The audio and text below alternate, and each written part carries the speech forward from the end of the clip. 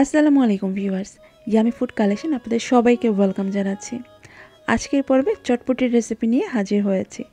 সেই সাথে থাকবে চটপটির টক এবং 2 মিনিটে কীভাবে ফুচকা তৈরি করা যায় সেই রেসিপিটিও আপনাদের সাথে শেয়ার করব। আশা করছি আমার আজকের রেসিপি পর্বটি আপনাদের ভালো লাগবে, আর ভালো লাগলে প্লিজ লাইক শেয়ার করে আমাকে সাপোর্ট করবেন। সবার প্রথমে চটপটির জন্য এর টকটা তৈরি করে দেখাবো। এর জন্য আমি এখানে হাফ কাপের মতো এরকম তেঁতুলের একটা চাকা নিয়েছি। তো এই তেঁতুলটার মধ্যে আমি গরম পানি দিয়ে এটাকে কিছুক্ষণ একটু ভিজিয়ে রাখবো। কিছুক্ষণ ভিজানোর পর তেঁতুলটা এখন নরম হয়ে গিয়েছে। তো এখন হাত দিয়ে এটাকে ভালোভাবে চটকে নিচ্ছি। ভালোভাবে চটকানো হলে তারপর এখন একটি চালনির মধ্যে নিয়ে এই তেঁতুলের পানিটাকে ছেঁকে নিব, এবং ছেঁকে নেওয়ার পর এরপরেও যখন এর মধ্যে আরও যে তেঁতুলের যে মাঠটা আছে তো সেটাকেও আবার পানি দিয়ে ধুয়ে আরও এটাকে হাত দিয়ে চটকে নিতে হবে। এভাবে কয়েকবার এর মধ্যে পানি দিয়ে এই তেঁতুলগুলোকে ভালোভাবে চটকে নিলেই তেঁতুলের পানিটা টক পানিটা বের হবে। আর এই তেঁতুলের পানিটা কতটুকু ঘন বা পাতলা খেতে চান সেটা সম্পূর্ণ নিজের টেস্টের উপর ডিপেন্ড করে। আপনি আপনার টেস্ট অনুযায়ী এই তেঁতুলের পানিটা ঘন বা পাতলা করে নিতে পারেন। আর আমি এখানে এই তেঁতুলের পানিটা তৈরি হওয়ার জন্য প্রায় 4 কাপের মতো পানি ইউজ করেছি। আপনাদের টেস্ট অনুযায়ী কম বা বেশি করে নিতে পারেন। তবে নর্মালি চটপটির টকটা একটু পাতলা হয়, আর ফুচকার টকটা একটু ঘন হয়। তো এখন এই টক পানির মধ্যে আমি দিয়ে দিচ্ছি 1 চা চামচ চটপটির মশলা, হাফ চা চামচ বিট লবণ, হাফ চা চামচ লবণ, 4 টেবিল চামচ চিনি, 1 চা চামচ চিলি ফ্লেক্স, 1 টেবিল চামচ লেবুর রস। তেঁতুলের টকে তো এমনি টক আছে, তবে লেবুর রসটা দিলে খুব সুন্দর একটা ফ্লেভার আসে, তাই চেষ্টা করবে লেবুর রসটাও দিতে। তো সব কিছু ভালোভাবে মিক্স করে নিলেই চটপটির জন্য টকের পানিটা রেডি। আর আপনারা যদি গাউসিয়া নিউ মার্কেটে ফাস্টফুডের দোকানে ফুচকার সাথে যে ঘন টকটা বিক্রি করে থাকে, আপনারা যদি সেই রেসিপিটা চান তাহলে সেই রেসিপিটা কিন্তু আমি এর আগে আমার চ্যানেলে শেয়ার করেছি। তো সেই রেসিপির লিঙ্কটা নিচে ডিসক্রিপশন বক্সে আপনারা পেয়ে যাবেন।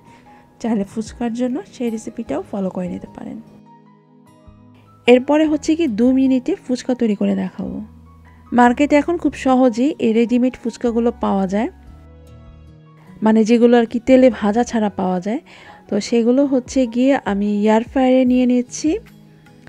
এয়ার ফ্রায়ারে দিয়ে এটাকে আমি ফ্রাইসে দিব, 400 ফারেনহাইটে 2 মিনিটের জন্য বেক করে নিব। জাস্ট 2 মিনিট বেক করে নিলেই এই ফুচকা রেডি। কি দারুণ লাগলো না রেসিপিটা? তেল ছাড়া একেবারে এয়ার ফ্রায়ারে 2 মিনিটের মধ্যেই ফুচকা রেডি। কিছুটা ফুচকা থাকবে যে ফুলবে না, তবে বেশিরভাগ ফুচকাগুলোই ফুলবে।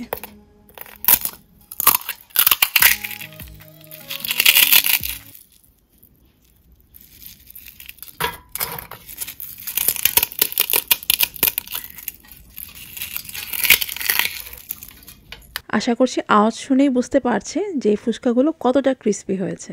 তবে যারা হাতে বানানো ফুচকা রেসিপিটা চাচ্ছেন তাদের জন্য এখন হাতে বানানো ফুচকা রেসিপিটা দেখাবো। ফুচকা বানাতে যে ইনগ্রিডিয়েন্টসগুলো লাগবে তার মধ্যে প্রধান ময়দা। আমি এখানে 1 কাপ পরিমাণে ময়দা নিয়েছি। আপনারা ময়দা পরিবর্তে আটাটা নেবেন না। আরও এখানে দিব ভুট্টা বা কর্নের যে সুজিটা আছে সেটা, তবে এর পরিবর্তে আপনারা নর্মাল চালের সুজিও ইউজ করতে পারবেন। তো আমি কর্নমিলটা 1/4 কাপ নিয়েছি। আবার সুজি অথবা কর্নমিল পরিবর্তে শুধুমাত্র ময়দা দিয়েও এই ফুচকাটা তৈরি করা যায়। তবে সেক্ষেত্রে ফুচকার যে আবরণটি সেটা খুব বেশি শক্ত হবে না, একটু পাতলা হবে। আর এখানে দিচ্ছি হাফ টি স্পুন লবণ, 1/4 টিস্পুন বেকিং পাউডার। অবশ্যই এই রেসিপিতে বেকিং পাউডারটা ইউজ করবেন, বেকিং সোডাটা দিবেন না। আর এখানে দিচ্ছি 1 চা চামচ তাল মাখনা। এই তাল মাখনার সাথে ফুচকা ফোলার, ভাজার বা সংরক্ষণ করার কোনো রকমের সম্পর্ক নেই। তাল মাখনা না থাকলেও অন্য যেসব ইনগ্রিডিয়েন্টসগুলো দিচ্ছি সেসব দিয়েও ফুচকা তৈরি করে নিতে পারবেন। তবে আমাদের বাংলাদেশের ফুচকা রেসিপিতে এই তাল মাখনাটি ইউজ করা হয়। যতদূর জানি এটা জাস্ট দেখার সৌন্দর্যের জন্যই করা হয়, আর কিছুই না। তো ড্রাই ইনগ্রিডিয়েন্টসগুলো সব কিছু ভালোভাবে একটু মিক্স করে নিচ্ছি। এরপরে আমি এর মধ্যে হাফ কাপ পরিমাণে হালকা কুসুম গরম পানি অল্প অল্প করে দিয়ে এই ফুচকার এই খামিরটি তৈরি করে নিব। ভালোভাবে মথা হয়ে গেলে এখন আমি এটাকে প্রায় আধা ঘন্টার জন্য একটি প্লাস্টিক র্যাপার দিয়ে ঢেকে রাখবো। তবে এর পরিবর্তে আপনারা যে কোনো ঢাকনা দিয়ে এটাকে ঢেকে রাখতে পারেন।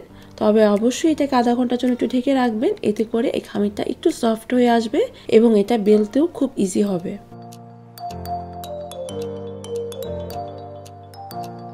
তো ঠিক আধা ঘন্টা পর এই দেখুন ব্যাটারটি আরও সফট হয়ে এসেছে। তো আমি এটাকে আবারও ভালোভাবে একটু মথে নিচ্ছি। তো আমি এটাকে 3টা ভাগে ভাগ করে নিলাম।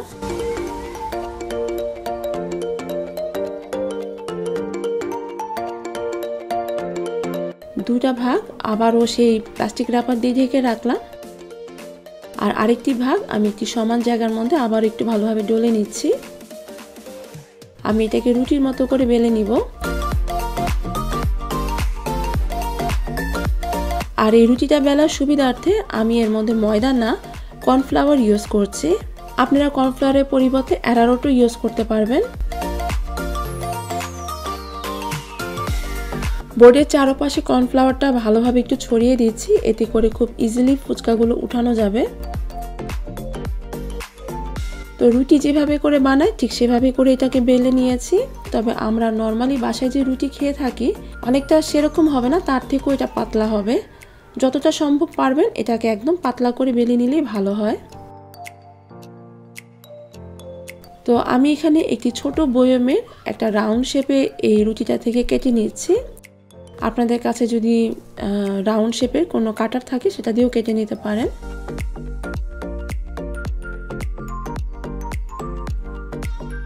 বাড়তি অংশগুলোকে উঠিয়ে নিচ্ছি, আর এই বাড়তি অংশগুলো একসাথে জমাট করে আবারও এটাকে রুটির মতো করে বেলে তারপর ফুচকা তৈরি করা যাবে। যখন এই ফুচকার রাউন্ড শেপগুলো কেটেছিলাম তো কিছুটা অংশ একটু উঁচু হয়ে গিয়েছিল, তো আমি এই বেলুনির সাহায্যে একদম হালকা করে একটু বেলে নিচ্ছি।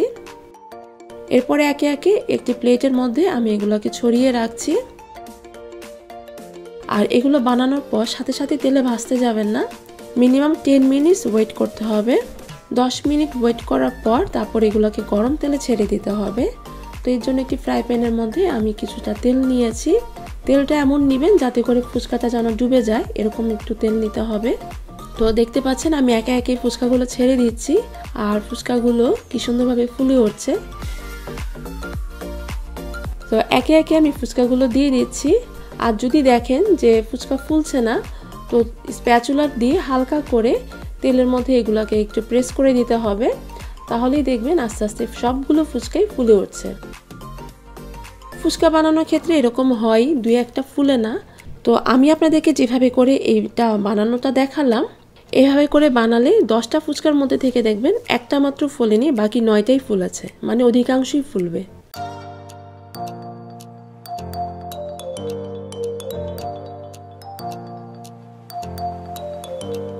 তো দোনো পাশ খুব সুন্দর ব্রাউন কালার হয়ে আসলে তারপর আমি এগুলোকে আরেকটি স্ট্যান্ডারের মধ্যে উঠিয়ে নিচ্ছি, এতে করে যে এক্সট্রা তেলগুলো আছে সেগুলো ঝরে যাবে।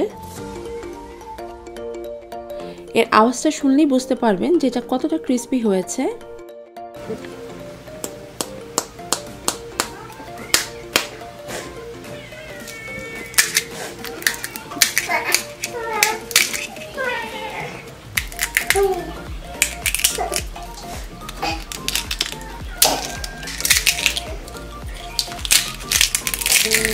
আমি আপনাদেরকে যেভাবে করে এই ফুচকাগুলো বানানো দেখালাম, এভাবে করে বানালে বেশিরভাগ ফুচকাই ফুলে উঠবে। দুই একটা থাকবে একটু ঘাটতারা, যেগুলো কথা শুনতে চায় না, তো দুই একটা এরকম ফুলবে না। তো সেটা ঘাবড়ানোর কিছু নেই, সেগুলোকে ভেঙে ভেঙে চটপটির সাথে খেয়ে ফেলবেন। এই দেখুন আমি যতগুলো ফুচকা বানিয়েছি তার মধ্যে থেকে জাস্ট অল্প কিছু পরিমাণে ফুচকা ফুলে নিই। এইভাবে করে ফুচকা বানিয়ে যে কোনো একটি এয়ারটাইট কন্টেনারে ভরে অথবা কোনো জিপলক ব্যাগের মধ্যে ভরে প্রায় 2 থেকে 3 মাসের জন্য সংরক্ষণ করতে পারবেন।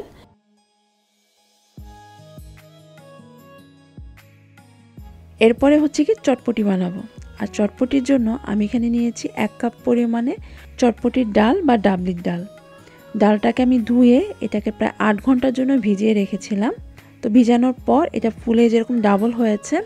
তো এখন হচ্ছে কি ডালটাকে আবার ভালোভাবে ধুয়ে এর থেকে পানিটাকে ঝরিয়ে নিয়ে আমি প্রেসার কুকারে নিয়ে নিচ্ছি।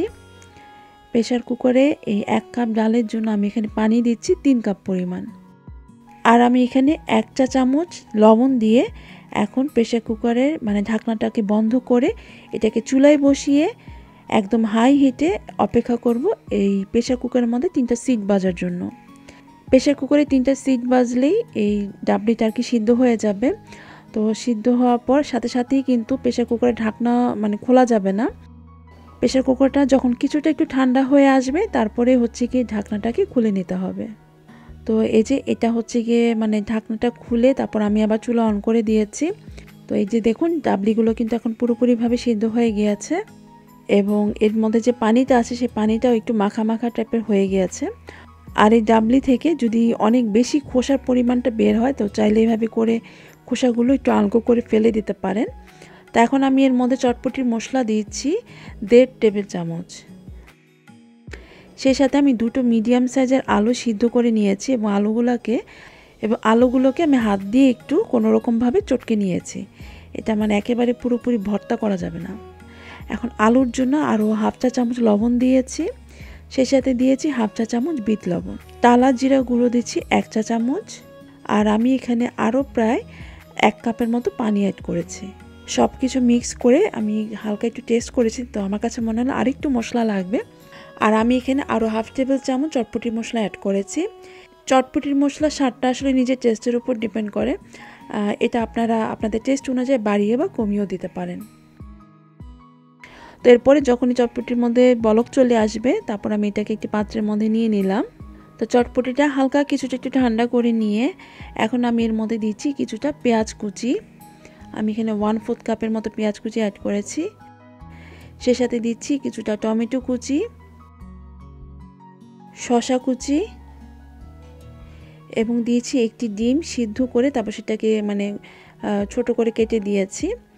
আরও দিচ্ছি 2 টেবিল চামচ ধনেপাতা কুচি, স্বাদ অনুযায়ী কিছুটা কাঁচামরিচের কুচি, আরও দিচ্ছি 1 টেবিল চামচ লেবুর রস। আর আমি যে তেঁতুলের টকটা তৈরি করেছি তো সেখান থেকে আমি এর মধ্যে 1/2 কাপের মতো এই তেঁতুলের টক এই চটপটির মধ্যে দিয়ে দিয়েছি। এখন সব কিছু আলতো করে একটু মিক্স করে নিচ্ছি। মিক্স করে নেওয়া হয়ে গেলে এই চটপটিটি হচ্ছে রেডি। আর চটপটির মধ্যে পানির পরিমাণটা ডিপেন্ড করবে মানে নিজের টেস্টের উপর, আপনার চাইলে একটু বাড়িয়েও দিতে পারেন, তবে আমার কাছে এটাই পারফেক্ট মনে হয়েছে। সেই সাথে তেঁতুলের টকটাও ডিপেন্ড করবে টেস্টের উপর, আপনার চাইলে বাড়িয়ে কমিয়ে দিতে পারেন। আর সব শেষে চটপটির উপরে কিছুটা পেঁয়াজ, ডিমের কুচি, ধনেপাতা কুচি এবং চিলি ফ্লেক্সও দিয়েছি। সেই সাথে তেঁতুলের টক এবং কিছুটা ফুচকাও একটু ভেঙে দিয়েছি।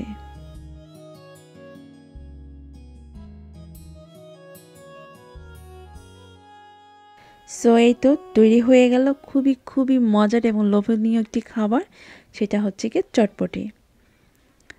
আশা করছি আমার আজকের রেসিপিটি আপনাদের ভালো লেগেছে। ভালো লাগলে প্লিজ লাইক শেয়ার করে আমাকে সাপোর্ট করবেন। সেই সাথে আমার ফেসবুক পেজও একটি লাইক দিয়ে দিবেন। সো আজকের মতো তাহলে বিদায় নিচ্ছি। সবাই খুব ভালো থাকবেন এবং আমার জন্য দোয়া করবেন। আল্লাহ হাফেজ।